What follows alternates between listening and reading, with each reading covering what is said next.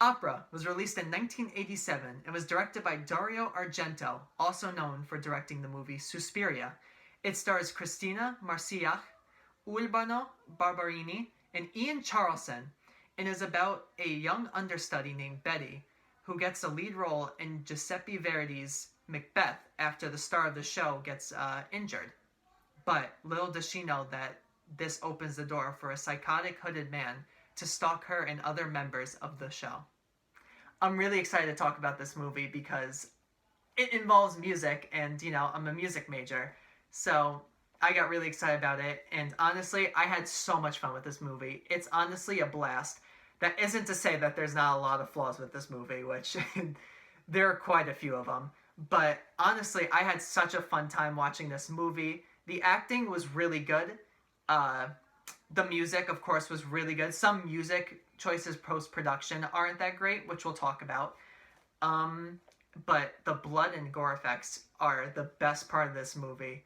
I mean, Dario Argento does such a great job in his horror movies of showing really graphic and gory scenes, and he doesn't disappoint with this movie. It felt level with Suspiria in that aspect.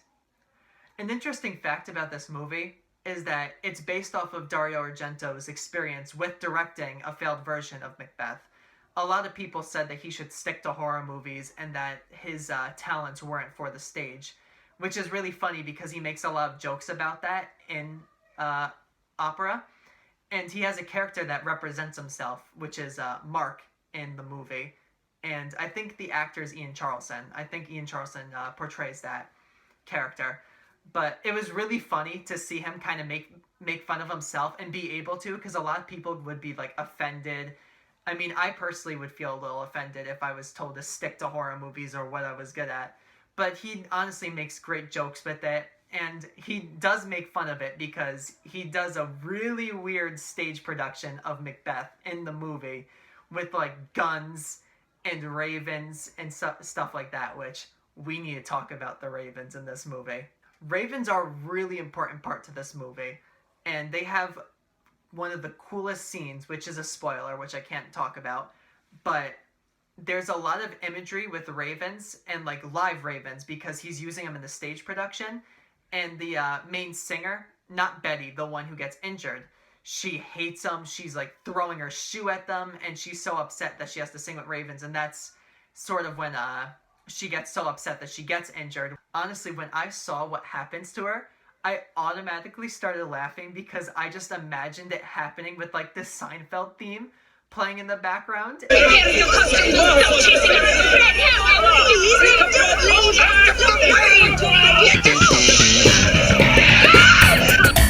and gentlemen, the great Father Jehovah has been knocked down by a car!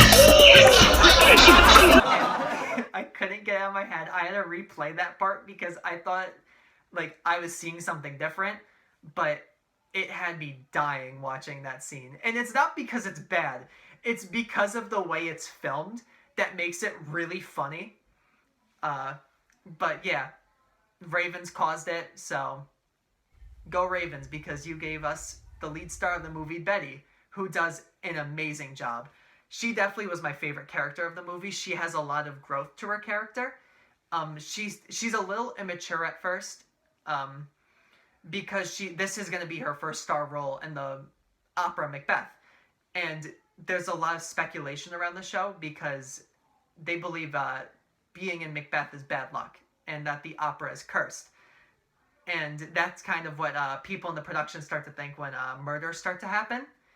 But she starts off a little mature, but throughout the movie she gets a little bit more mature, and her character grows a lot throughout the entire movie, which I really liked. One thing that I'm very excited to talk about is the murder and death scenes and torture scenes, which there are a few, and they are masterfully filmed. I mean, whoever was the cinematography person, don't know his name, but go you. You did a great job. He does a great job of mixing up shots and showing enough to where it's going to make you really squeamish. Because one thing that the opera is very famous for, and it's in the poster of all the production, so this isn't a spoiler, but what he does is he wants Betty to watch him murder some people, So what he does is he tapes needles to her eyes right here. So if she was to blink, it would hit the needle and get start to bleed, and it would poke it, so she would keep her eyes open. And that was such a clever way to add tension to the scene and add a little bit more of disgust to what we were watching. It was definitely one of my favorite parts of the movie. And it's really funny how that came up, because apparently in an interview, Dario Argento said how he hates how people turn away with the gore in his movies, and that he wants people to watch it, and that he wished he could stick needles under someone's eyes so they can't look away. And he ended up doing that in the movie. And I thought that was really funny how he included that in the movie as like a little thing that he brought up in an interview and just put it in for fun. And it did add a lot of fun to the scenes. Going back to the cinematography of the movie, there's a really cool thing that he does where he films first person in the point of view of different characters.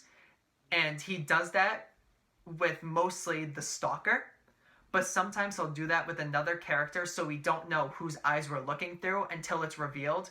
And that was honestly so clever, because I would think that the murderer would be behind her because it would go to a first person point of view shot, but then it will just turn out to be like the director or someone else in the cast, or it would turn out to be him. And he does a great job of mixing it up throughout the movie, so it's not every time it's like, oh, this is the murderer this time, oh, this is the murderer again.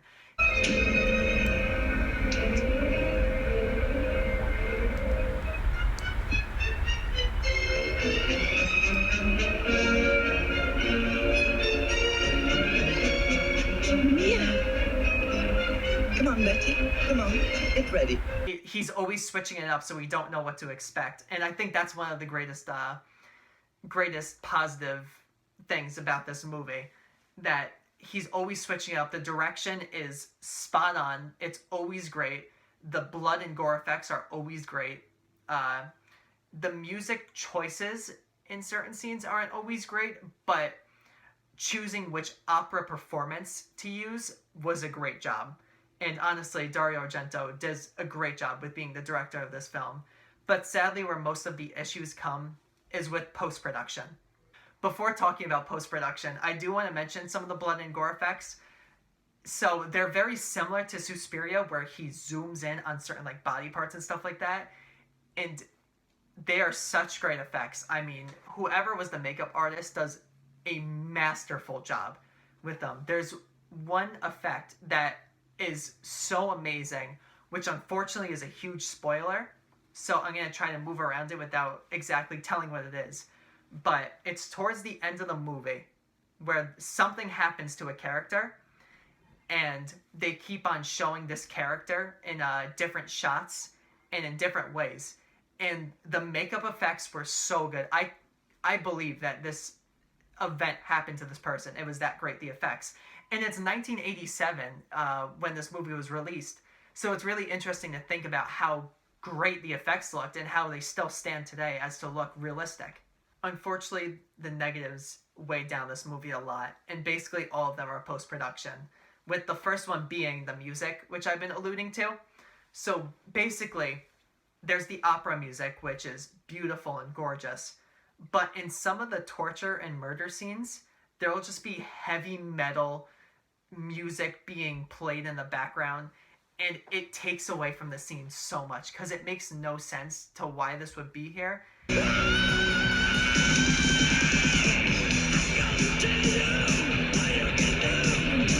And it would have been better with either very little music, or if you were to play the opera music as like a little like funny, like, oh, she's singing opera, and then as someone's getting murdered, we're hearing this soprano high C.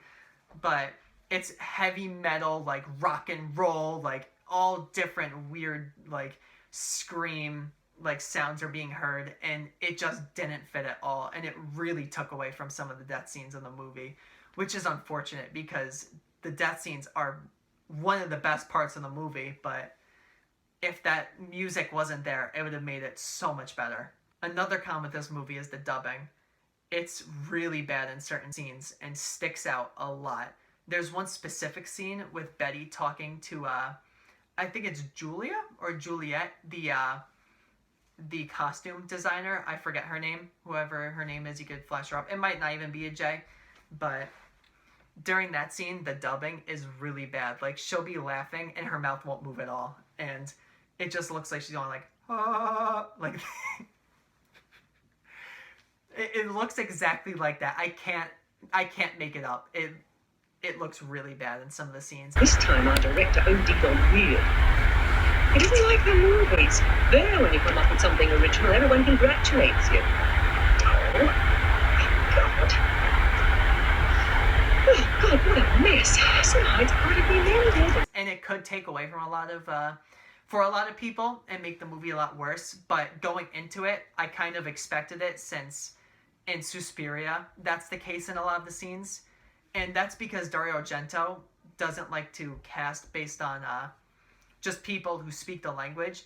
He casts based off who's the best available, even if they don't know the language that they're speaking. So he'll have them act it out, and then in post-production just add the English or add the Italian or something like that, which unfortunately in the English version I watch, it stands out a lot.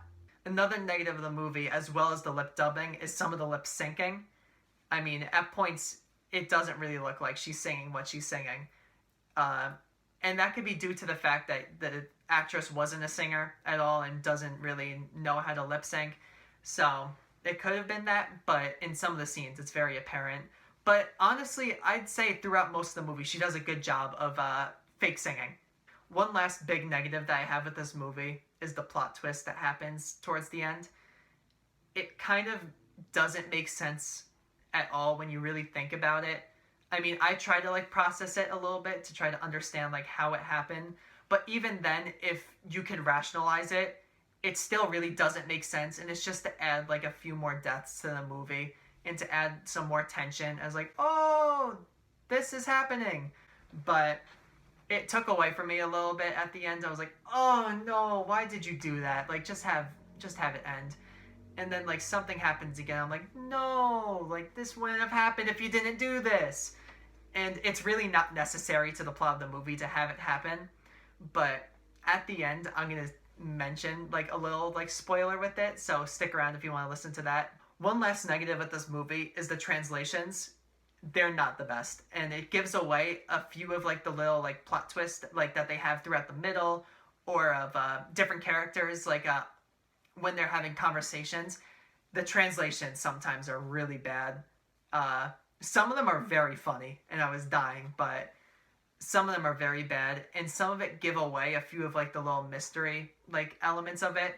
So that was unfortunate, but it didn't really take away that much for me. Honestly, it just added a few more laughs to certain scenes, with by far one of my favorite translations ever involves this mother saying how her daughter is disgusting. I won't say how, but the daughter, who is about, keep in mind, maybe 10 years old, 11 years old, tells her mother, "You're disgusting. You're always naked." Please just play a clip of that. Have you called the police?